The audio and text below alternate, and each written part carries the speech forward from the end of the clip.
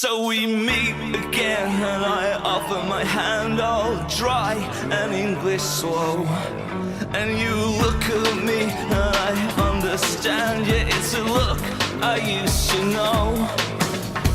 3 long years and your favorite man, is that any way to say hello? And you hold me like you'll never let me go. Hello, Cure fans! How's it going out there in Cure Land? Welcome to the Holy Hour podcast. This is a podcast that you can hear people talk about the Cure on. The All Cure podcast, we like to say. It's not entirely all the Cure. It's people that listen to the Cure and all our weird issues, as well as why we like the Cure. So it's mostly Cure podcast would probably be a little more accurate. But thanks so much for joining us. It's the summertime. We're getting into the thick of it. And summer 2017. Can you believe it's already been almost a year since a lot of us here in the U.S. saw our Cure shows on the last tour. A lot of people on social media are posting their memories, their one-year memories. I don't know if that's common for like other bands. Do people reminisce like only a year later about, you know, a few shows or a show even that they saw on a tour a year ago? They do if they're Cure fans. Of course they do. But I hope you're doing well, and I hope you're staying cool. If you're in Australia, it's not even summer, so I don't mean to forget about our wonderful friends in Australia. It's winter over there, but hopefully it's still a fairly mild winter and nothing too crazy is going on over there. But yeah, summer's a good time to take a vacation. A lot of families are on vacations and stuff.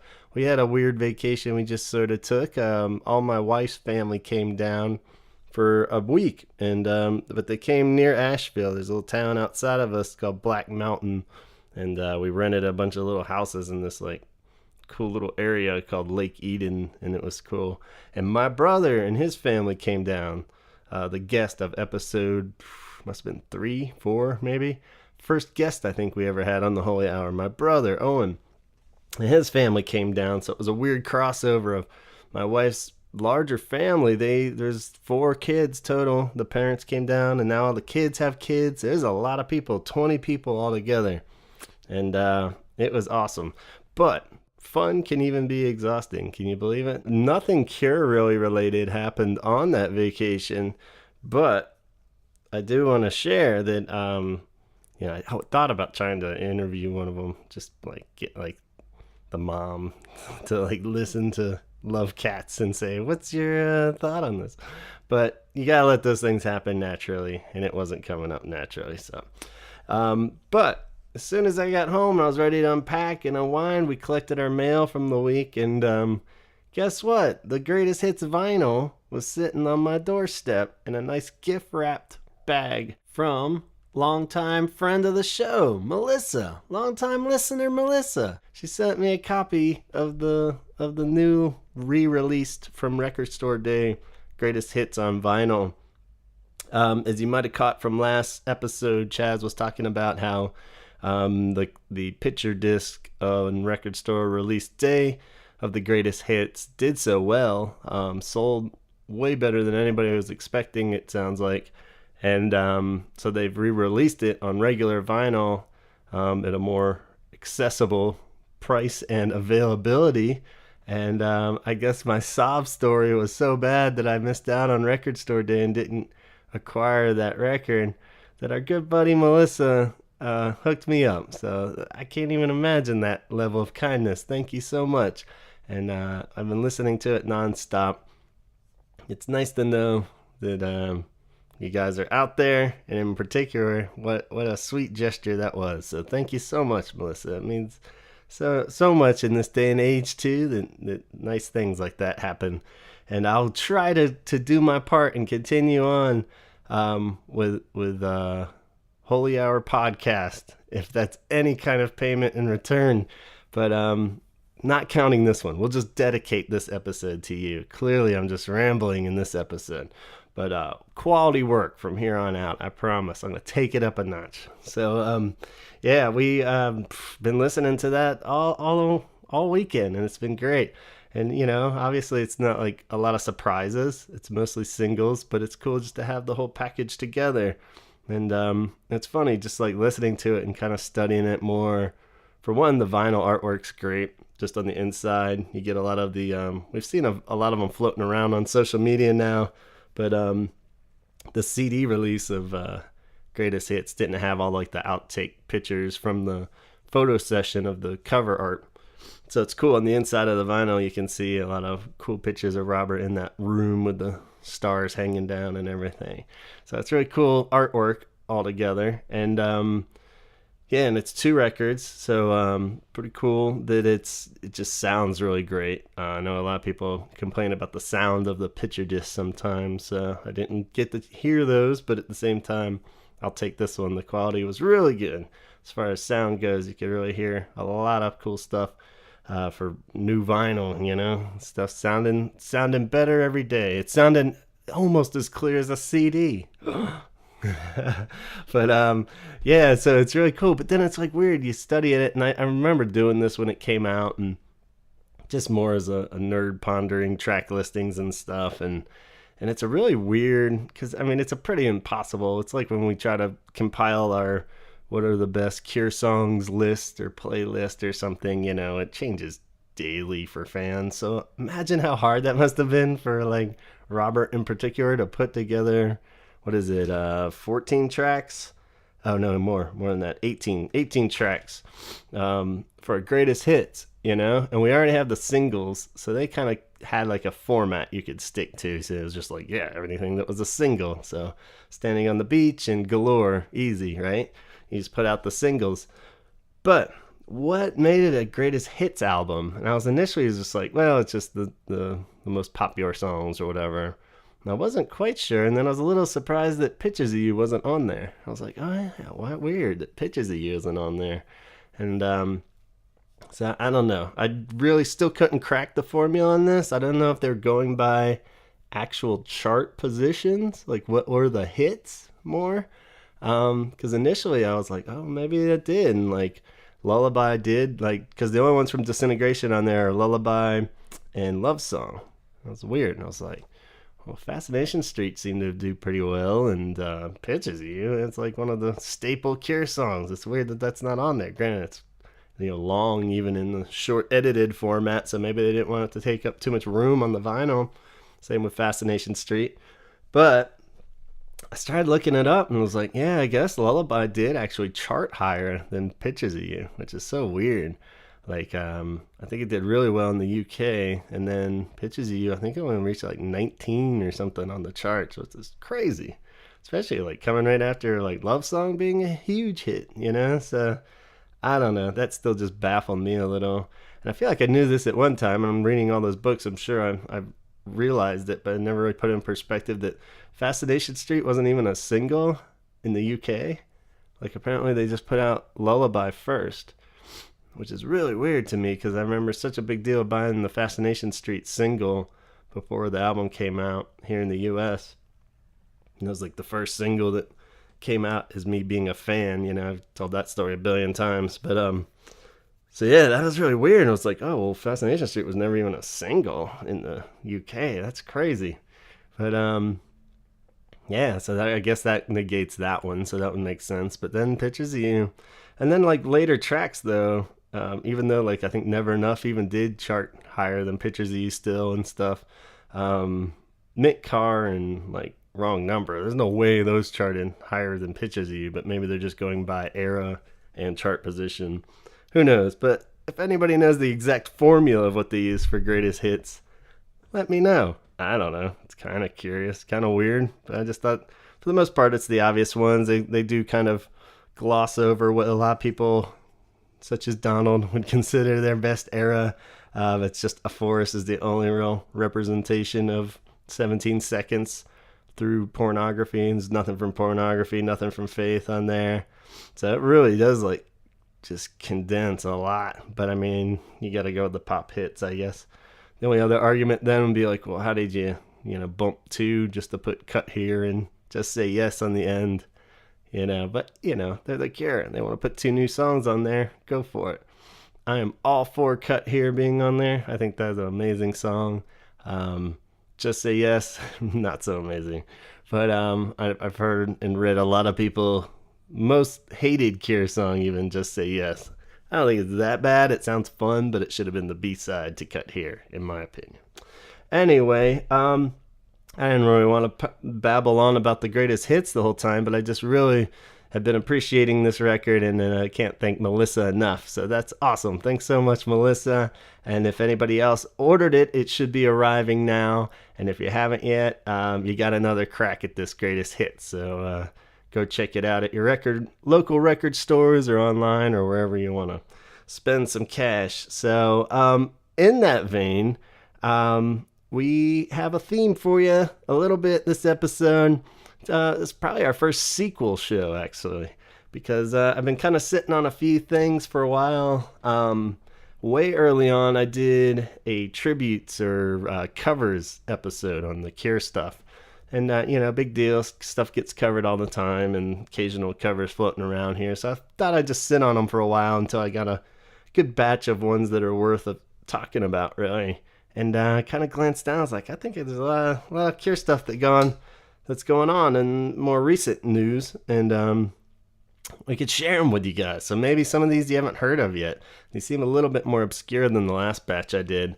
So this will be our first sequel episode, Tributes Part 2, maybe. Table of contents-wise, we've got a French band. It's been around for quite a while, called Waiting for Words.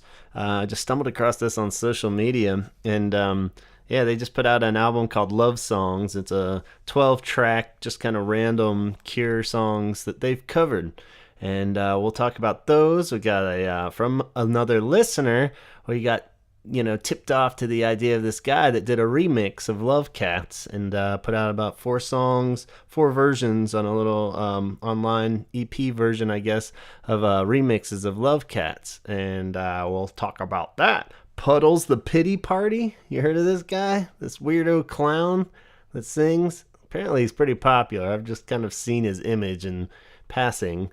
But he just put out a video online of covering Boys Don't Cry, and it's pretty interesting. So we'll talk about that real quick. Just another random YouTube clip I found. And we have another segment from Chaz. It was an outtake from our conversation. I know he was just the guest last week. A more professional podcast would probably space this out a little bit.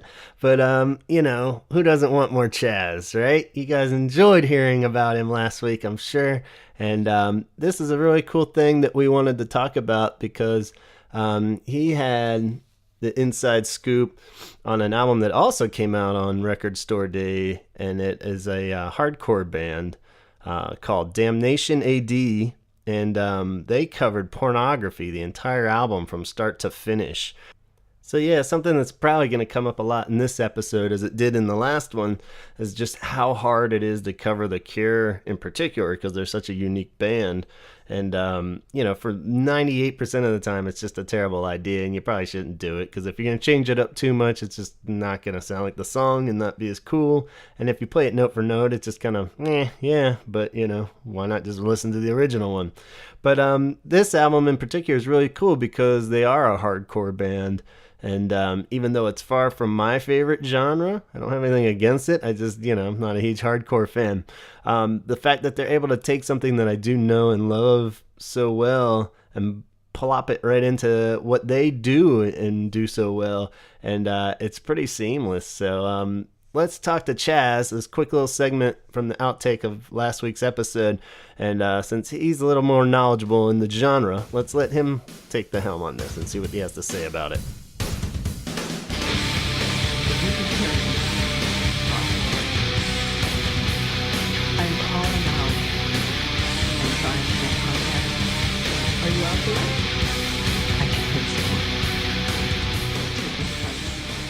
I guess this band you know about, this Pornography tribute. Tell me a little something about this. All right, so there's this band from Washington, D.C. called Damnation AD.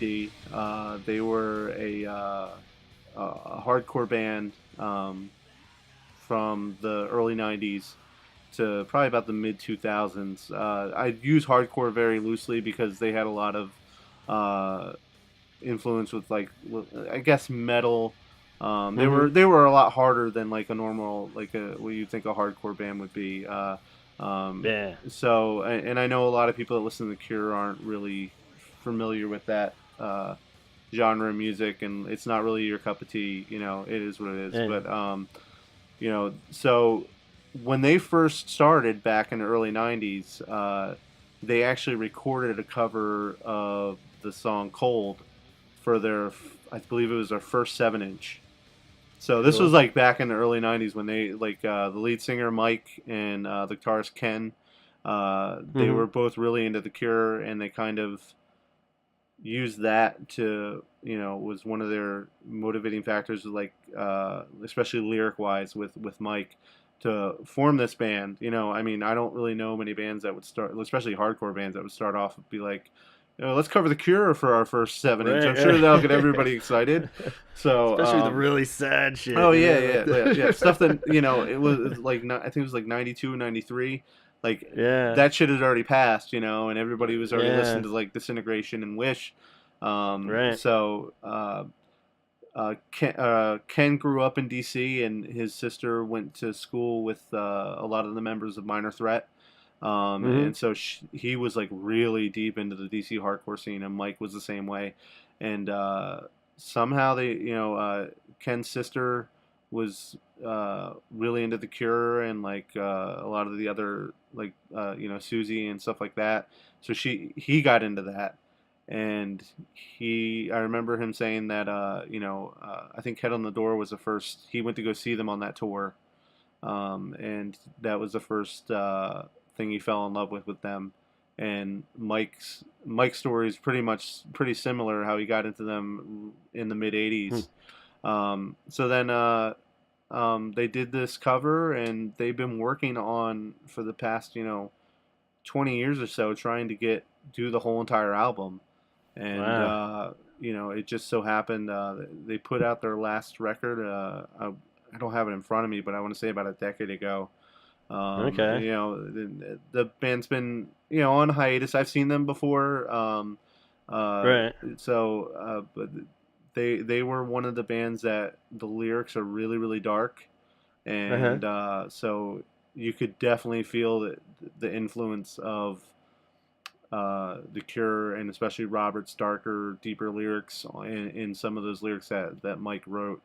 And he's even said that he's stolen, you know, like quote unquote stolen stuff from him. So you know, they've been working on it, and finally this past year. So it's something they were gradually just doing a song here and there, or was it like from what I understand, yeah, that's what it was. It wasn't they didn't have the time or, you know, the resources to, you know, put it out, you know, 10, 15 years ago, you know, which I'm sure they might have been able to do, but now, you know, that they're older and they, you know, have different stuff going on in their lives, it, you know, slowly came together.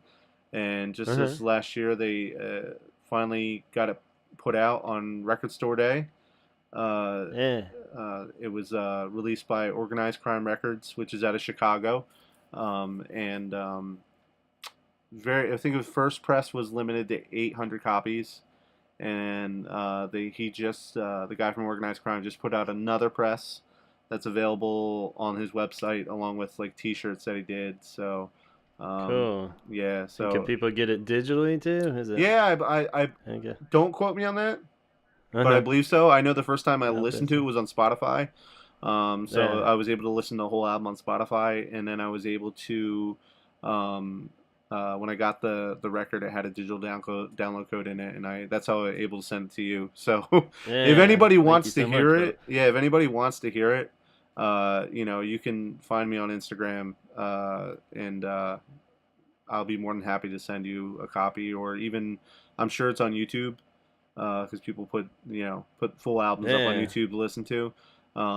You know, to me, that's awesome. To me, it was definitely my favorite album of this year. And I know it's not everybody's cup of tea, and some people are gonna be like, this sucks or whatever, but they put a lot of work into it, and I just, it's What a amazing. cool crossover for you too. Yeah, just like the little I know, just with the hardcore mashed up with the Cure aspects. It seems perfect. So yeah, a lot of bands will cover one song and that'll be it. But like to cover a whole album and like especially like an album like that, it's like and it's really right on too, like you're saying. Definitely, I'm not of the hardcore variety, but at the same time, I could see how much they were really just digging in and like, all out of respect kind of thing. If you're doing a full album, there's some love going on, and the music, just keeping it in the same vein for sure. They're not like rewriting it by any means, and like just like really, I really dug it. Yeah, I mean the vocals were the only thing, but it was just the hardcoreness of the vocals. But I mean, for what it was right on. The fact that I could listen to it multiple times and enjoy it was great. So I totally recommend it too. So it's pretty really amazing for a band to be able to take somebody else's artwork and make it their own. It's something that doesn't happen a lot, because you'll hear like fucking 311's love song cover and it's fucking garbage, and you're just like, and if we've heard other covers of the Cure, and you're just like, you just there's no passion in it whatsoever. You're just trying to cut, they're a hard band to cover. We've said it multiple times, just because it is like, even if you love it, what are you really adding to it or doing different? And then if you do it too different, then it's just like, not cool. So and that they did a great job start to finish with this. In that vein of music, it's I mean, the Cure isn't it's not that it's not a popular band, but it's not one of the bands that you hear people gravitate to. I get shit sometimes from people because I'm such a big Cure fan, but a lot. Really? The Friday I'm in Love band. A lot of people.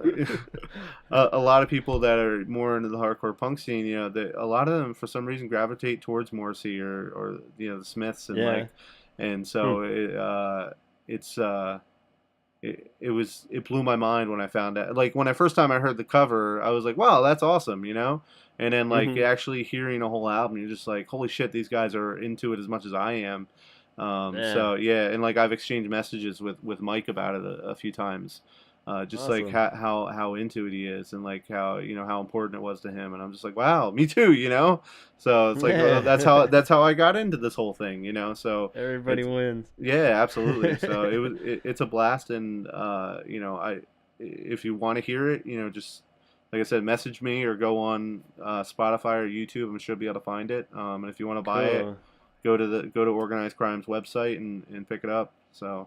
Yeah, I'll try to put a link up in the Facebook feeds here for this too. I'll try to track something down, and that's cool because like with any good cover to it, it's the two-way street where a lot of their fans might not have heard Cure songs, and this would be a whole new world too, and vice versa. So hopefully people turn it around. But they did a good job on that one.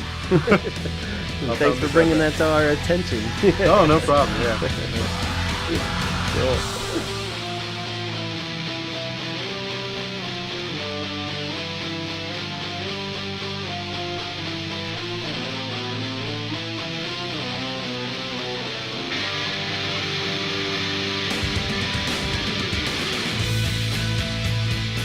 All right, there you go. Thanks as always, Chaz, for giving us the scoop there. I was able to find a clip on YouTube of the full album, as well as like a 20-minute documentary on the making of it. So I'll post all those on the Holy Hour Facebook page, and you guys can check it out in a little more detail there.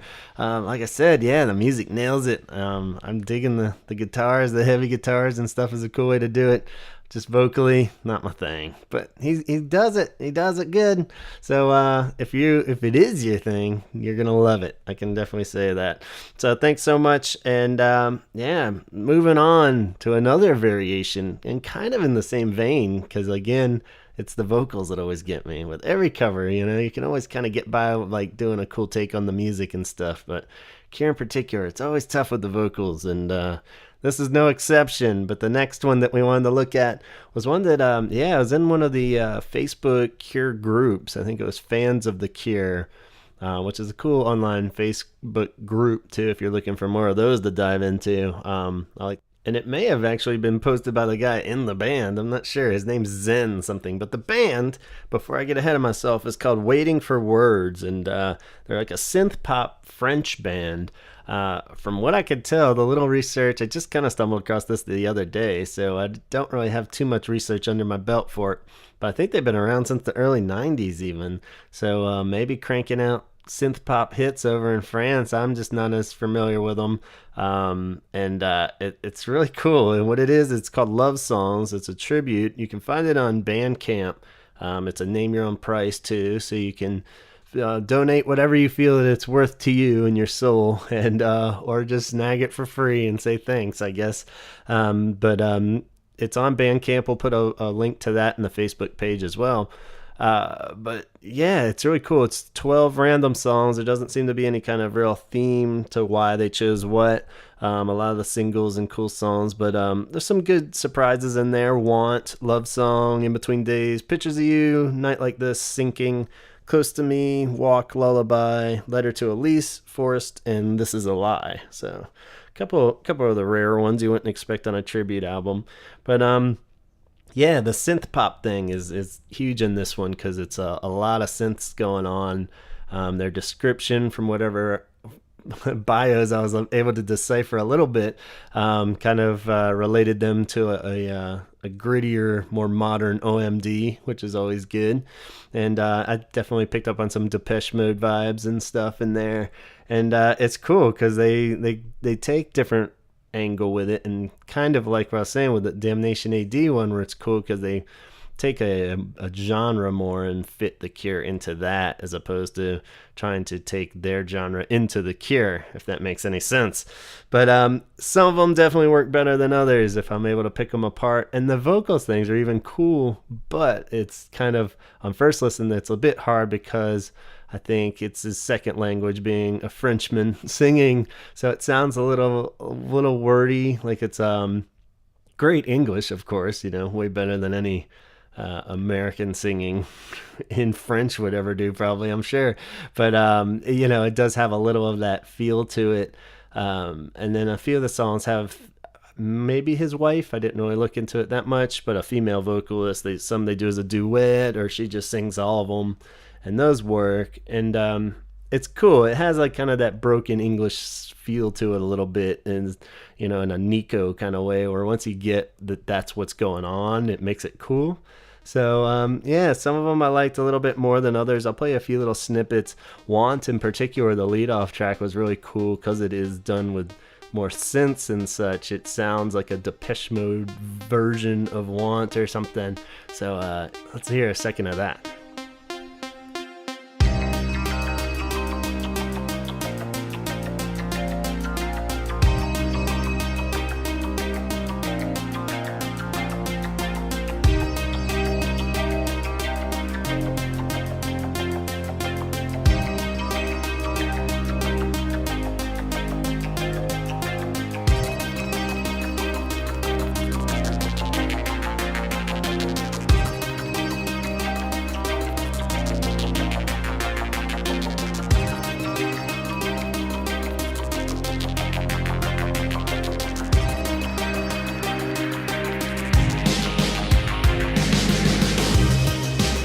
So there you go. Of course, Want builds forever, so I just wanted to give you a little taste of it. The thing's free, so go download it and give it your own full listen. But I just thought that one in particular, I just love that gritty synth. It's like a world of difference between like synth pop, I think, that you can do on your computer at home now. Anyone can do with whatever program, but then people that just really know what they're doing with it, and a lot of it has to do with just that nasty kind of gritty, where you really is like a good description saying it's like a modern OMD, because it's cool because they were always so good at doing that back in the early OMD stuff even. Like I said, some of them definitely work better than others. The ones with the female vocals tend to have more of a fluent, prettier feel to it. Close to Me in particular, I gotta play you a second of, because that might be one of the only successful covers of Close to Me that I've enjoyed.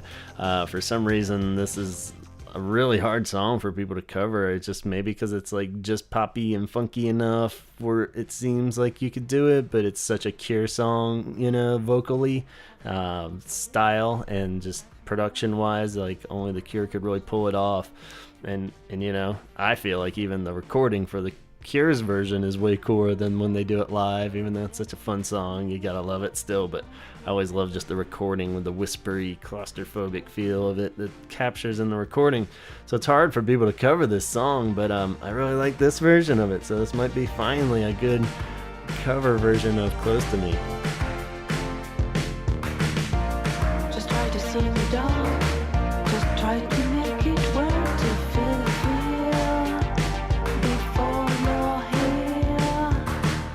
I make the shapes come next to close, put my eyes out on my breath away until I see. But ultimately, it probably comes back to the vocals for me, just because female vocals, in particular French female vocals, are way less annoying to me than, male vocals. So I just like the voice, and but the music's great. I like it with the synths and such, and I think it works.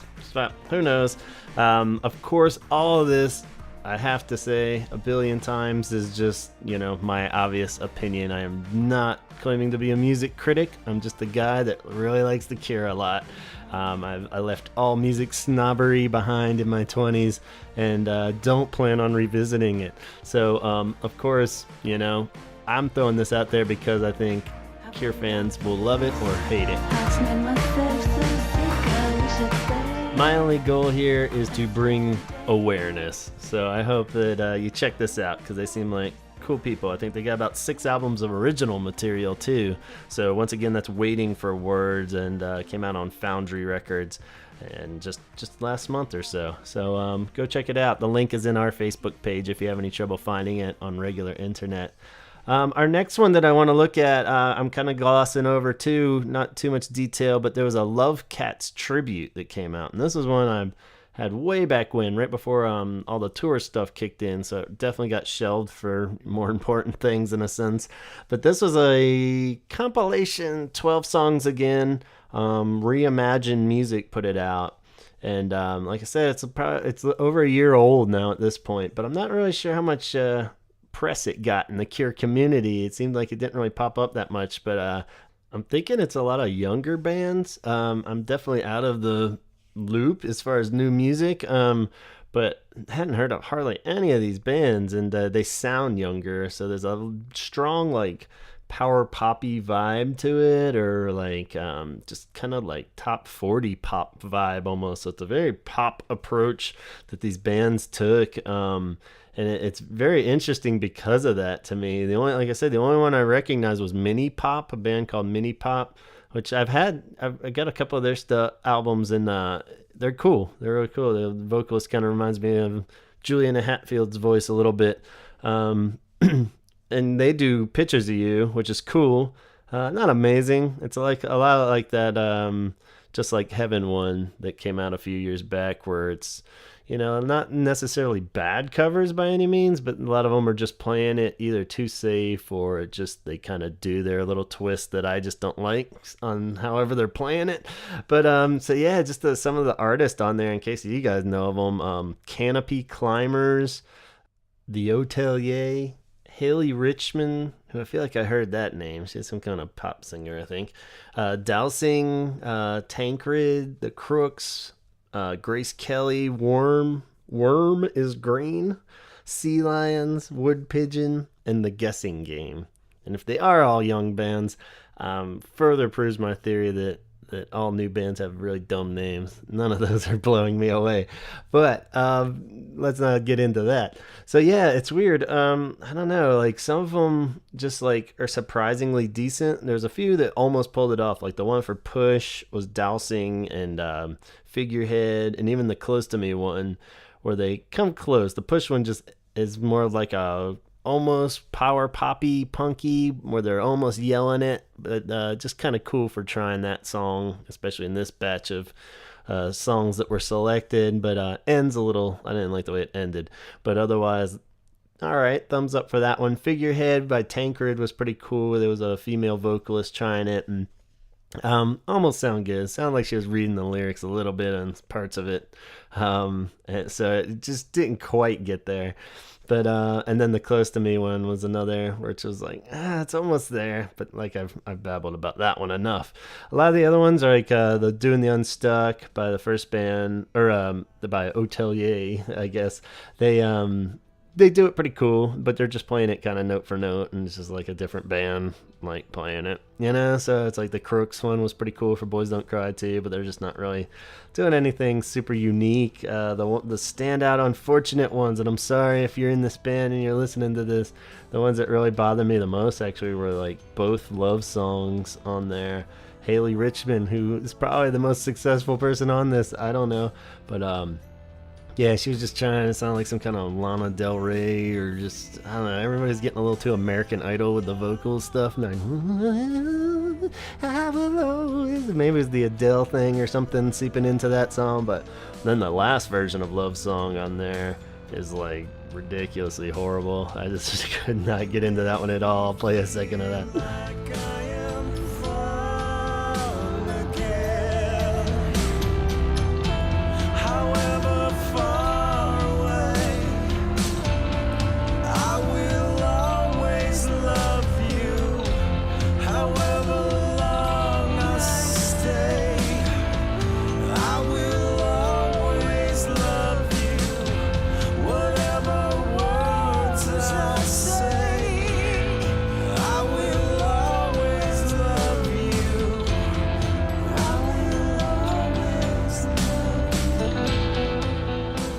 So, yeah, not for me. Sorry, guys. You know, do we really need two versions of Love Song on there, too? The fact that it, like, kicks off with Friday I'm in Love, has two versions of Love Song, and Push and Figurehead are the rarest ones on there, too.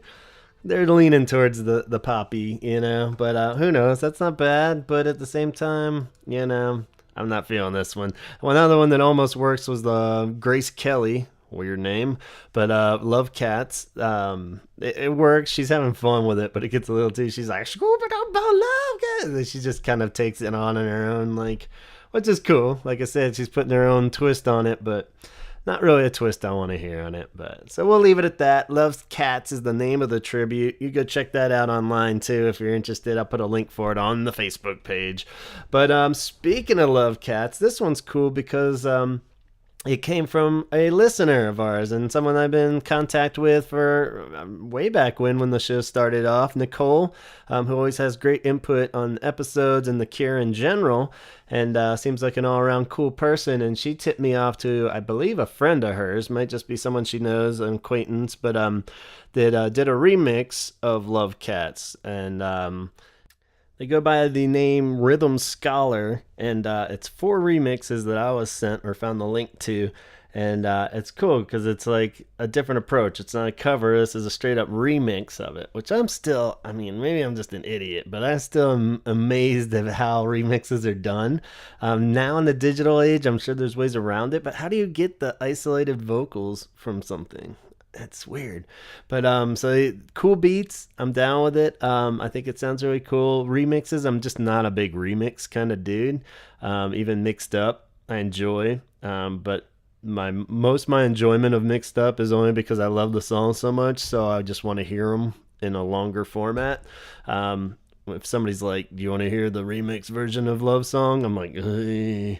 But you know, once I hear it, I always dig it because I know it's going to keep going and it won't just end. So I'm not a dancer. I'm sorry, guys. I just don't like dancing. I'm just terrible at it. And I just never enjoyed going to a nightclub just to dance. I'll dance around when I see a band live. I'll bump up and down and swing my arms around like Mr. Robert Smith, but I'm not a big dancer.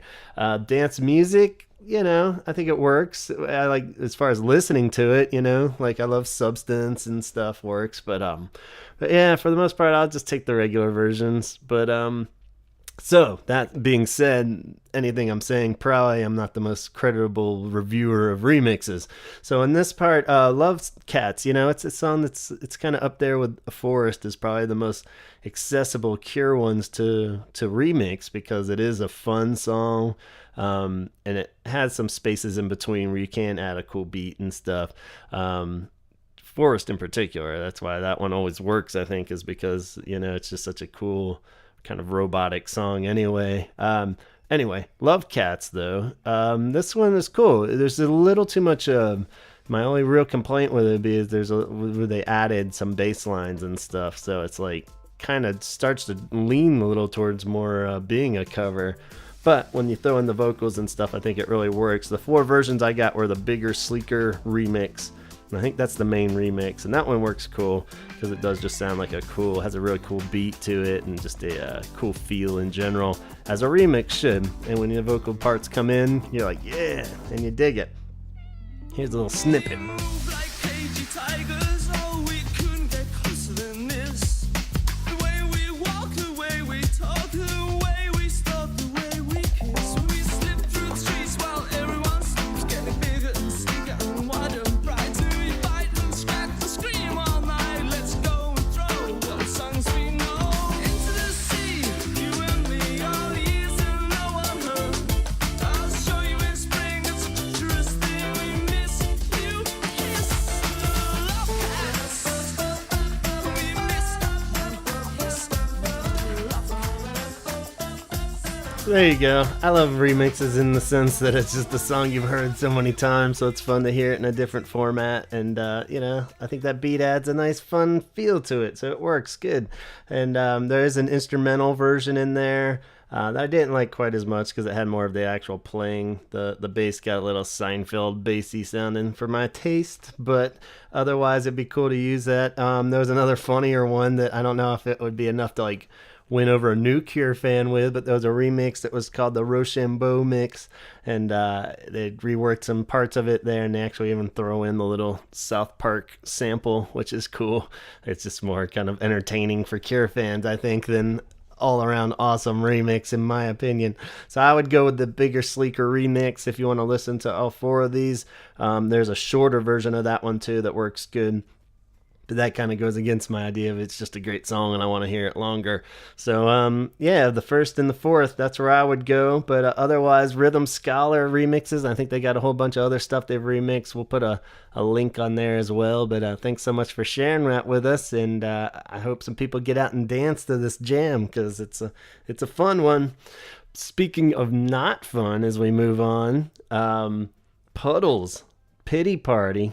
Mr. Sad Clown, you know this guy if you've seen him. I think he even passed through Asheville a couple of years back. He's just one of these dudes I always saw, but I never really caught what his deal was. He just dresses up as a sad clown and plays some covers, I think.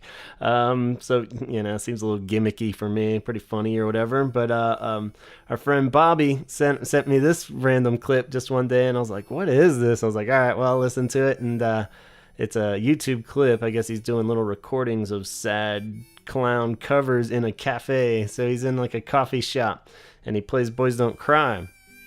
I guess this dude's name is Mike Greer or something. I'm probably mispronouncing that. But he's also in a band called King Sized, I think based out of Atlanta from the little I looked at. And not sure what his full deal is, if King Sized is just a totally separate thing and this is just something he does for fun or what. But so I haven't heard too many of the other ones. Like I said, I kind of just steered clear with him because it seemed gimmicky. But then as I put this on, it's actually a really good cover if you take away all the silly clown stuff. He just does like a really slow kind of like early Tom Waits feel, almost Dylan-y like version of Boys Don't Cry, where he plays the little initial guitar riff on harmonica. And it's just like a real like Bonnie Prince Billy kind of feel for a Cure song, and he actually pulls off a really good cover somehow. So who knows? Maybe you shouldn't judge a sad clown by his appearance. But it's pretty cool. I did read something like where he'd been on like America's Got Talent. I don't know if that was just another joke that he just popped up on, but hopefully he didn't get his start there or recognition from that, because that's kind of lame. But Aside from that, I don't know. Seems like the dude's doing fine and pretty well known, so I don't have to worry about hurting his feelings, I guess. But he's a sad clown. You can't hurt a sad clown's feelings, can you? Make him even sadder? I don't know. But I like it. I think it's cool. I was pleasantly surprised by this because, I do like the stripped down folky guitar stuff, of course, and the vocals worked great. So here's a little snippet of that. I pulled the audio, but I also put the full clip up on the Facebook page. So here's old Puddles doing Sad Boys Don't Cry.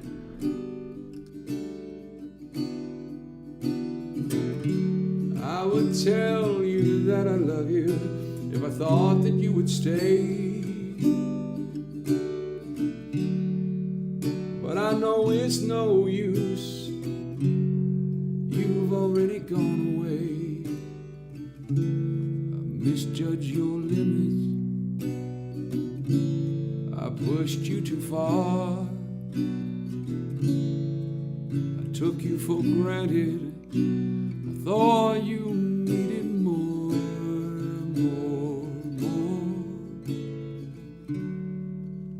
I would do most anything to get you back by my side. But I just keep on laughing, hiding these tears in my eyes. 'Cause boys don't cry. Not to give it away too, but at the end of the video, it's great. You have to watch it if for no other reason. There's a great, he finishes the song, he just goes, which is works better with the clown image, I guess, but it's pretty clever. So check out the video clip of that. And yeah, so moving on, we're just gonna wrap it up with one more strange cover that I stumbled across this video clip on YouTube, and it's like ages ago that I saw this, and it was even longer. I was late to the party initially. It was like 7 years old now, I think, and anyone that's just randomly looked on YouTube for Cure covers, sometimes I do that, believe it or not. It's hilariously awful. And I feel like I even talked about this clip before, but I'm not sure because I don't really know how to place it in there. It's just a random, like, acoustic cover, but it's this French girl, and she's covering Cut Here. And I think it just sounds really good. And it's not just going back to the way I think female French vocals sound really nice, but just the way she plays it, and the finger picking's really nice on this cover. And she doesn't even really officially have a name on it. The YouTube page is Psychedelic, spelled with like 2 K's at the end. And I kind of went down a rabbit hole trying to figure out who this girl was. She goes by Psychee, and then it looks like there was a couple other songs she did in the project called Peppermint. So maybe something along those lines. Maybe she's not even playing music anymore. Maybe she's in some band everybody already loves and pays millions of dollars to see every year. But I don't know. None of the other ones were particularly blew me away. But this one in particular is just so good. And she just covered Cut Here. And maybe huge part of it was that I feel like Cut Here doesn't really get the praise or attention it deserves, and kind of going full circle back to the greatest hits record and just hearing that song again and making me realize what a wonderful song that is. And it's so, like, I've always loved it. And when it came out, I was kind of wrapping up a bad breakup, and that song just seems like the perfect, like, after you've broken up kind of song, and then you come in contact with the person again, and just the misconnection vibe. And then later reading that it was about their friend Billy McKenzie from The Associates. It's just super sad story of this guy. If you've read Lowell's book, was just their buddy that kind of followed him around. He was just always kind of around in those early stories, and their kind of fun, rowdy friend that was with him. And he died in 97, and this song came out, 2001, I believe Greatest Hits came out. So 2003, man, so 2001, really? Anyway, but yeah, it's just so sad. And the part that always kind of bothered me about the song was the little weird, I guess, sort of chorus, the fizzy busy, too much rush to talk to Billy part. But I mean, the fact that he says his name there, and once I realized that was like what the song was about, it just really hit me a lot harder. And I was like, what a fucking beautiful song Cut Here is. And just lyrically, and just that perfect way of Robert Smith of like making this really sad song about losing a friend, and making it sound like a throwaway love song in a sense, you know, or it's just like, to me, it meant so much as a breakup love song, and then like to feel like it actually was about something even way heavier is beautiful. So I love that damn song. And this little French girl, whoever you are out there, she's from Lyon, France, and I don't know who you are. So I'm going to post this video. If you're listening to this somehow and made it all the way to the end here where we're praising you, you get my award for best Cure cover for a while, at least. You beat out Puddles in my book. Thanks to everybody that helped steer some of these covers and remixes in my direction. Thanks to Chaz for bringing Damnation AD's Pornography cover album to our attention. And always good to hear from you. Thanks to Nicole for tipping us off on Rhythm Scholar's remixes. Thanks, Rhythm Scholar, for sharing your remixes with us. And thank you to Melissa again, of course, for the wonderful GIF on a more personal level. And be sure to subscribe on iTunes, Instagram. Drop me an email at gavinconner@gmail.com. And along those lines, we got this thread going, or email me directly if any listeners out there want to add your cover or remix to this thread on the Facebook page. Head on over to the Holy Hour Podcast Facebook page and just tack a video on or an audio clip. I'd love to hear just random listener covers of The Cure. Maybe we'll do a whole episode on those if we get a whole bunch, or we can start our next stockpile of tribute episode 3. And so anything, fair game, acoustic covers, full band, whatever you got, I want to hear them. I love Cure covers, even though I don't praise them very often. I love them all. So on that note, let's hear this mystery French girl singing Cut Here, since I've talked it up so much. Talk hard. We'll catch you soon on the Holy Hour. It's so hard to think it in sometimes, and this could be the last. I should really hear you sing again. I should really watch you dance, because it's hard to think I'll never get another chance to hold you, to hold you. Chill, Mr. Diddy, too much social talk to Billy. All the city free, the idiot things must get done. In a second, just hang on. All in wrong time won't be long gone till later. I should have stopped to think. I should have made the time. I could have had a drink. I could have talked a while. I would have done it right. I would have moved a song, but I didn't know it's all too late. It's over and you're gone.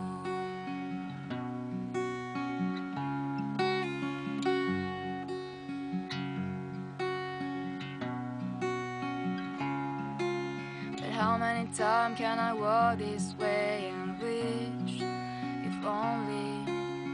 How many times can I talk this way and wish, if only? Keep on making the same mistakes, keep on aching the same heartbreak. I wish, if only, but if only.